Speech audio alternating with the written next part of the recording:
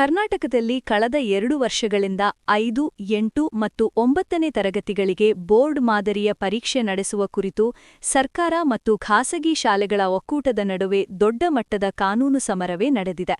Supreme court ಆದೇಶ ಮತ್ತು ಸರ್ಕಾರದ ನಿರ್ಧಾರ 2024-25ರ ಶೈಕ್ಷಣಿಕ ಸಾಲಿನಿಂದಲೇ ಅನ್ವಯವಾಗುವಂತೆ ಕರ್ನಾಟಕ ಸರ್ಕಾರವು 5, 8, 9 ಮತ್ತು 11ನೇ ತರಗತಿಗಳಿಗೆ ನಡೆಸಲು ಉದ್ದೇಶಿಸಿದ್ದ ಬೋರ್ಡ್ ಪರೀಕ್ಷೆಗಳನ್ನು ಅಧಿಕೃತವಾಗಿ ಹಿಂಪಡೆದಿದೆ.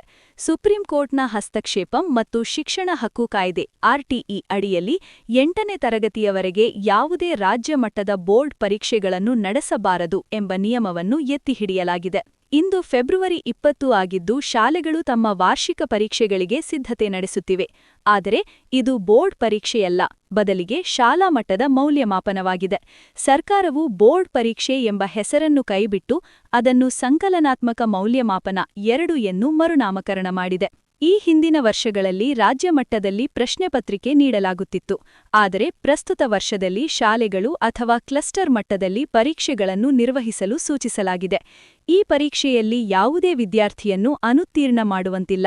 ಕೇವಲ ವಿದ್ಯಾರ್ಥಿಯ ಕಲಿಕೆಯ ಮಟ್ಟವನ್ನು ಪರೀಕ್ಷಿಸಿ ಅವರಿಗೆ ಅಗತ್ಯವಿರುವ ಕಲಿಕಾ ಸುಧಾರಣೆಗೆ ಒತ್ತು ನೀಡಲಾಗುತ್ತದೆ. ಪರೀಕ್ಷೆ ಆರಂಭ ಸಾಮಾನ್ಯವಾಗಿ ಮಾರ್ಚ್ 2026ರ 2ನೇ ವಾರದಲ್ಲಿ 5 ಮತ್ತು 8ನೇ ತರಗತಿಗಳ ವಾರ್ಷಿಕ ಮೌಲ್ಯಮಾಪನ ಶುರುವಾಗಲಿದೆ.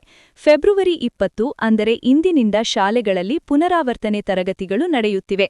ಬೋರ್ಡ್ ಪರೀಕ್ಷೆ ಇಲ್ಲದ ಕಾರಣ ಶಾಲಾ ಮಟ್ಟದಲ್ಲೇ ಪರೀಕ್ಷಾ ಪ್ರವೇಶ ಪತ್ರಗಳನ್ನು ನೀಡಲಾಗುತ್ತಿದೆ. ಕರ್ನಾಟಕ ಸರ್ಕಾರವು ಶಿಕ್ಷಣ ಹಕ್ಕು ಕಾಯ್ದೆಯ ಉಲ್ಲಂಘನೆಯಾಗದಂತೆ ಎಚ್ಚರಿಕೆ ವಹಿಸಿದ್ದು 5 ಮತ್ತು 8ನೇ ತರಗತಿ ವಿದ್ಯಾರ್ಥಿಗಳಿಗೆ ಯಾವುದೇ ಬಾಹ್ಯ ಬೋರ್ಡ್ ಪರೀಕ್ಷೆಗಳ ಒತ್ತಡ ಹೇರುತ್ತಿಲ್ಲ.